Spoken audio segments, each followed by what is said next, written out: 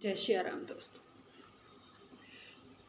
दोस्तों आज मैं प्रभु श्री राम भक्त हनुमान जी के बारे में दो शब्द कहना चाहूँगी। वैसे तो मेरी ऐसी कोई औकात ही नहीं है कि मैं उनके गुणों का बखान कर सकूं, ऐसे कोई शब्द ही नहीं है। फिर भी कोशिश कर रही हूँ कि अगर उस कोशिश में अगर कोई गुस्ताखी हो जाए, कुछ गलती हो जाए तो प्रभु श्री राम जी से, प्रभु श्री हनुमान जी से मैं प्रार्थना करूँ मुझे क्षमा करें। तो फ्रेंड्स, पूरे भारत में कोई ऐसा इंसान है ही नहीं जिन्होंने श्री रामचंद्र जी के बारे में या श्री हनुमान जी के बारे में ना पता हो। रामानंद सागर के जो रामायण आई थी, बच्चे बच्चे ने, बड़ा हो या छोटा, सब ने देखी, तो आधा अधूरा ज्ञान तो सबको हुए है। तो फ्रेंड्स, आज मैं आप सबको बताऊंगी कि श्री पवन पुत्र हनुमान जी किनके अवतार हैं और इनका जन्म कैसे हुआ और कहाँ हुआ और क्यों हुआ। तो फ्रेंड्स, ये बात उस समय की है जब राजा दशरथ के कोई संतान नहीं थी। बहुत साल बीत जाने के बाद जब कोई संतान नहीं हुई तो राजा दशरथ बहुत ही दुखी रहने लगे, बहुत परेशान रहने लगे कि इतनी सारी सब धन दौलत माया होते हुए वो संतान से विचलित हैं या संतान उनके पास नहीं है। तो फ्रेंड्स, फिर एक दिन राजा दशरथ अपने गुरुजी के पास जाते हैं और उनसे कहते हैं कि गुरुजी, सब कुछ मेरे पास है, लेकिन एक ही दुख है मुझे कि मेरे पास कोई संतान नहीं है। कहने को तो पूरा राज्य मेरा है, पूरी प्रजा मेरी है, लेकिन ऐसा कोई नहीं है कि जो मेरे मरणोपरांत मेरी मुखाग्नि कर सके। तो राजा दशरथ ने उन्हें इतना कहने पर अश्वमेध यज्ञ की सलाह दी। तो राजा दशरथ घर आए और उन्होंने अश्वमेध यज्ञ शुरू कर दिया। तो जब अश्वमेध यज्ञ शुरू हुआ तो वो पूरी तरह से विधि विधान से किया गया और फिर जब पूरा अश्वमेध सफल हुआ और जब वो समाप्त हुआ तो शिवजी भगवान उन पर प्रसन्न हुए और उन्होंने राजा दशरथ की तीनों रानियों को, माता सुमित्रा, माता कैकेयी और माता कौशल्या को, तीनों को एक प्रसाद के रूप में थोड़ा थोड़ा चरू दिया।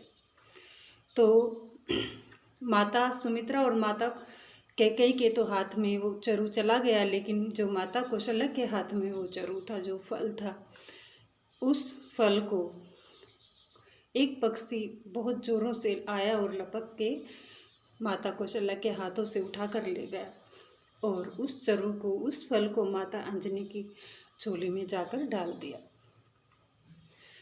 तो जब पक्षी माता कौशल्या के हाथों से उस चरू को लेकर जाता है तो माँ कौशल्या बहुत परेशान हो जाती है। तब माता सुमित्रा और माता कैकेयी दोनों ने कहा कि बहन, तुम परेशान मत होना, हम अपने में से आधा आधा तुम दोनों को दे देंगे। और जब माता कौशल्या ने और माता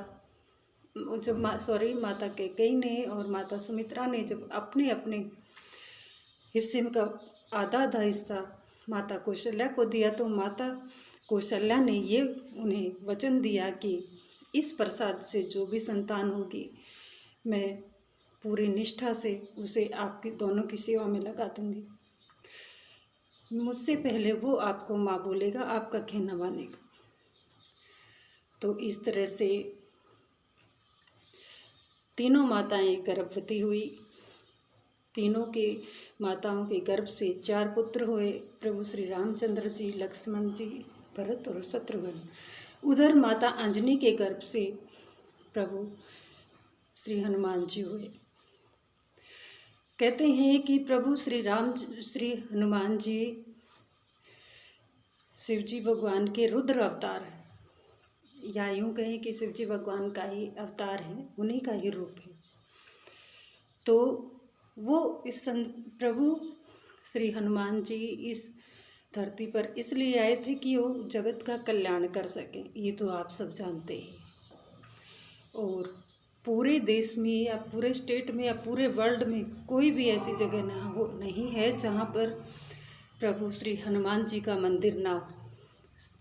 हर जगह पर प्रभु हनुमान जी का मंदिर आपको मिलेगा, चाहे छोटी ही प्रतिमा क्यों न हो। हर घर में, हर जगह, देश विदेश में हर जगह बाबा की पूजा होती है। और बाबा अपने भक्तों को कभी निराश नहीं होने देते।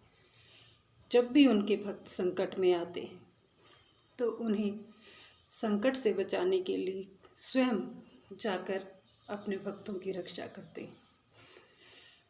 तो एक बात ये भी थी, और दूसरी बात ये है कि प्रभु श्री रामचंद्र जी के परम भक्त श्री हनुमान जी जैसा कोई दूसरा पैदा ही नहीं हुआ और ना होगा। तो ये थी प्रभु श्री हनुमान जी के इस कलयुग में जमीन पर अवतार लेने की कथा। और प्रभु श्री राम जी से प्रभु श्री हनुमान जी इतना प्रेम करते हैं, इतना प्रेम करते हैं कि पूरी दुनिया में कोई किसी से ना कर पाया है, ना कर पाएगा। तो आज के लिए बस इतना ही, फिर मिलते हैं अगले वीडियो में। जय बाबा की, जय श्री राम।